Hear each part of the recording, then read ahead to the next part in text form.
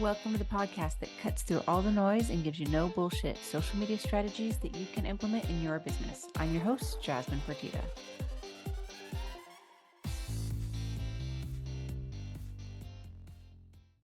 Well, welcome in. Today, we are going to talk about what is the ROI of a single post. This is easily the top question I get from business owners and prospective clients, which makes perfect sense, right? How much resource should you be putting in? How much will you get back for putting in that funding, that resources, whatever that you're committing to that social media? How do you know how much to actually focus on your social media if you don't understand what the return is and what is going to really get you to continually invest in your social media if that return varies drastically every couple weeks or every couple months? So how do we get this to a place where we understand what we're putting into social media, we understand the value of it, and more specifically, we understand what we get back? Can we 10x this? Is it 2x? What is it? What is these numbers? And I'm sure if you have asked anybody, what is the ROI of a post? Most social media managers will push back very quickly on that. And that is because it is a complicated answer. It's not a simple answer, but that doesn't mean there isn't an answer. So we're going to cover that in this episode. The first thing to really address is that if you're doing any kind of paid marketing, whether it is a Facebook ad, a pay-per-click ad, a banner on a freeway, there's always a way to calculate your ROI, your exposure versus your conversions from that section of people who saw that. It might take a little bit of work to get that data, but it's absolutely obtainable. So in social media, why do we have so much trouble when it's not paid social media to get the answer to this same question? In theory, it still exists. There's still ways to track it. Why is this so complicated? So there's a couple of factors. There's really three main ones. One of the first factors to realize is that a lot of social media companies are not tracking traffic to your website. And specifically, they're not tracking where that traffic is coming from to your offer, your website, signing up to call with you, whatever your client journey entry point is that really turns a lead into a warm lead for you that's handed off to you, the client, right? That moment of switching from somebody on social media to becoming a warm lead within your client funnel, that moment is often not tracked by social media managers. Sometimes that's not tracked because business owners don't want to give that information. One of my newest clients, I'm so excited. First thing they said was, what CRM do you want to use? And how can we make sure that we're connecting that data to our social media? Perfect person for me to work with, because it meant that I know exactly who is clicking on our ads, and we will be able to then follow up with them organically on social media. So it becomes this very powerful circle of utilizing social media to leverage connecting and building relationships towards the sales goals of this company. Very exciting. So one piece that is a struggle for finding out the ROI of a single post is going to be not having the data of when somebody switches to an actual lead. So make sure that there is some system in place, whether you are tracking it or you're giving that to your social media manager, to track those conversions, that kind of early conversion where it's not a sale conversion, it's a lead conversion. Okay. That's the first thing, because that's data that is so powerful to know who we're reaching and who we're motivating to take action. The other piece of tracking the ROI of a single post is going to be posts do not function in a silo. They do not function by themselves. In fact, the entire point of having a content strategy is to have multiple posts that are building a larger conversation. And I think that's a piece that business owners forget. You are not creating one post and hoping to get anything from it ever. Not in organic social media. That's not how it works. And I'm going to break that down a little more in just a second. But the reality is, each and every post is part of a conversation. Think of each post as being one word in a sentence that you are building out over time and slowly pulling people forward, because that is how users are using these apps. And that is how they're meeting you and getting to know you and trust you and actually moving forward to becoming a lead in your sales funnel. So if you are throwing stuff at them too fast, if you are talking too fast, if you're trying to move them too fast, they will shut down, move out, and leave. So you've already lost them. So when we talk about the ROI of a single post, what we're actually talking about is the ROI of a mini campaign within your social media strategy. So for example, let's say we are creating content about your offer for a new 6-week trial. That's the new thing that we're tracking. So we create 25 posts that talk about your 6-week offer that you've done, and people move forward through your funnel coming from these 25 posts. We can now see what the full ROI is of those 25 posts together. And we can see which one of those posts performed the best. And that is going to get the bulk of the ROI for the conversions that you got for leads. So that's how you want to track it. But if you just take that one post that did really well in that set of 25 posts that we made, let's say you've got one post that got 10,000 views and the rest of them all got 500. It is a mistake that is often made to say, okay, that one post is the one post that actually has the ROI of all of my leads that this brought in. So all 10 of my leads came from this one single post that got 10,000 views. That's what happened. So that's a mistake, because now you're going to think, I'm going to take what we did with that post that got 10,000 views and just do that again. But that's not how the user experienced it. You can give the bulk of it, let's say 50% of the ROI to that one post, but the other 24 posts that were in that thread, those 24 posts still share some of the weight of that ROI, because that post didn't function by itself. When somebody saw that post, they went to your page and saw the other posts. It clarified any questions they had. It gave them more information about you. It helped walk them through learning, knowing, and liking you, and getting to that point where they took action to become a lead.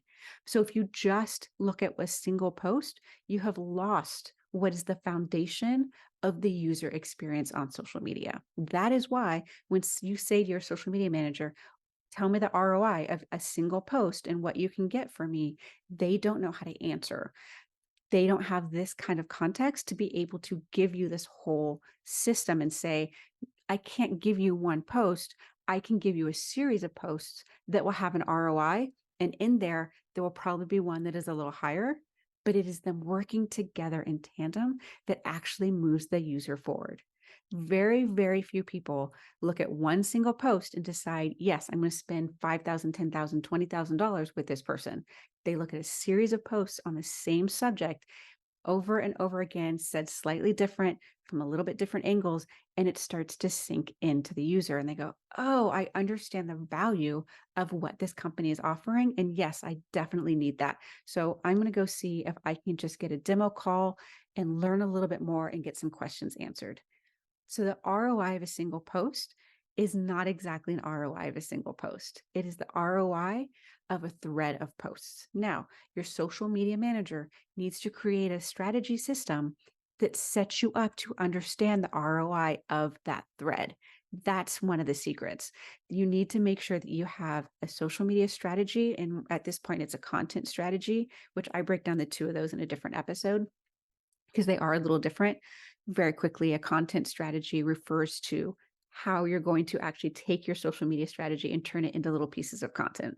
But your social media strategy covers messaging and target audience and other aspects. Okay. So you need to have a content strategy that allows for trackable analytics that give you the ROI of what they are creating in smaller batches, and not just say, I don't know, this is how many leads we got for the month and this is how many posts we did. That doesn't mean shit to me. I can't replicate that. I can't pinpoint where my resources and funding went and what I'm getting back.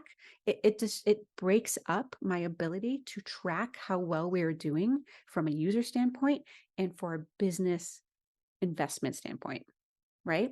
So when you're looking for the ROI of a single post, you're actually looking for the ROI of a social media campaign, whether it's 10 posts on a subject or 25 posts, but it should be a defined section that you are posting about, testing, getting data on, and being able to then connect to your lead generation or your sales generation. I work with some people who have t-shirts or jewelry or some of these kind of entry-level products. And so people go from their social media straight to purchasing pretty quickly because it's lower end products, under $200. So we are actually tracking the ROI of their sales versus the ROI of their leads. Regardless, you need to make sure that your social media manager has the ability to access some level of data that explains who transferred over, who actually became a lead or a sale, where they came from, and allows the social media to go backwards and go, okay, they hit us here. They came in from this point here, and this is how we got to them. So this is the ROI of this campaign. Okay, so let's now think about the ROI of a post from a user perspective. We can talk about all day long from a business perspective, but if the user's experience is absolute trash, they will not convert to a lead or a sale anyway. So understanding how they experience your content and how that plays into the ROI of your content, I think is a really important aspect to all of this. So let's take a second and imagine you are the user on the app. You're scrolling through your favorite app, whatever it is, Facebook, LinkedIn, TikTok, whatever your favorite app is. You're scrolling just through kind of content.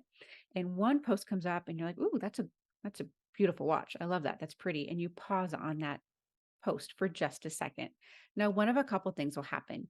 You will either go, "Ooh, I love this," and follow that account immediately or even go to their page to look at more, or you might just like it.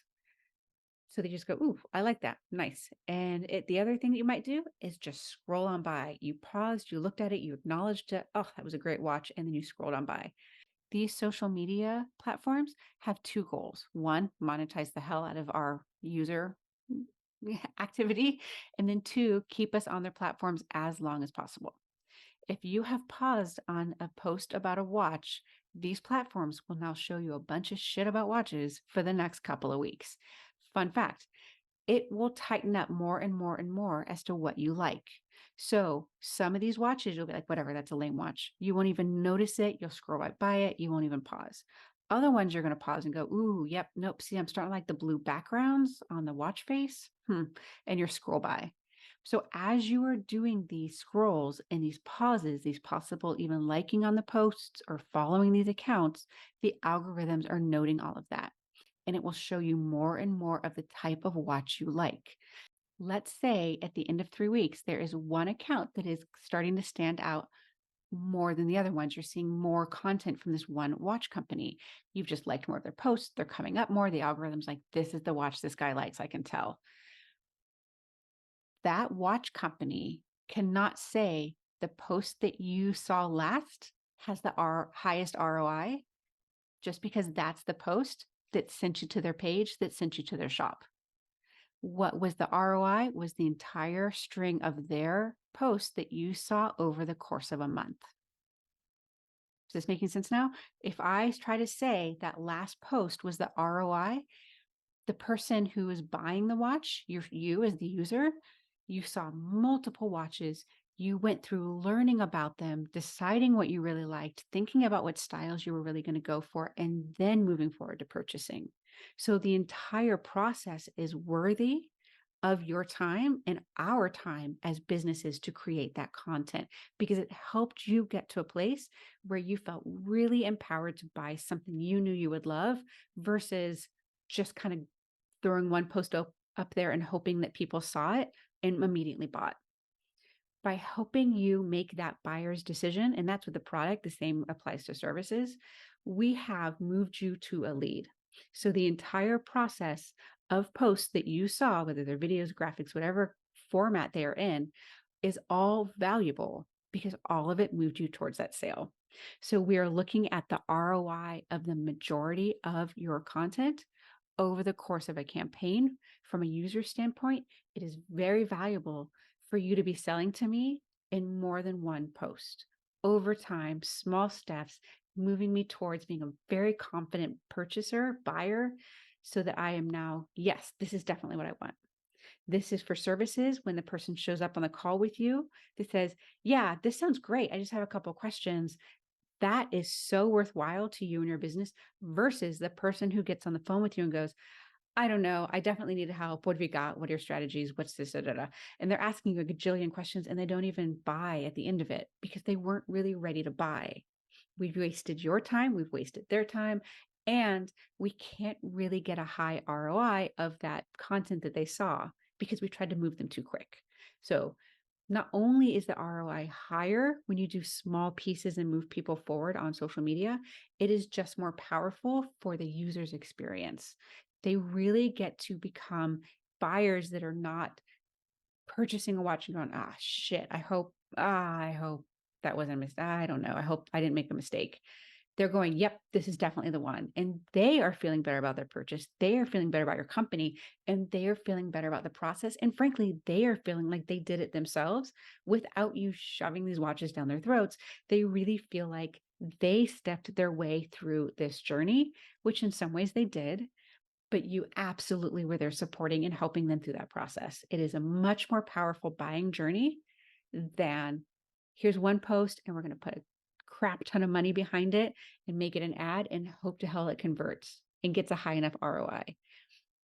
So when you talk about the ROI of a post, you have to understand that one post is never going to function by itself. It is always going to function as a larger campaign, whether you like it to or not, which is why it is critical that your social media content strategy really takes into effect the user's experience of moving towards becoming a lead or a sale in your business. If you're trying to push them through one post with one ROI and you're telling your social, I almost said stage manager, you're telling your social media manager, I need you to post this one thing and I need it to get this many sales. You've set your social media manager up for failure because that is not how the users experience your content. So when you're looking for the ROI of a post, you're looking for the top performing post, and then you expand that view out and look at the other posts that supported that top performing post and look at the entire system and replicate the system versus the single piece of content.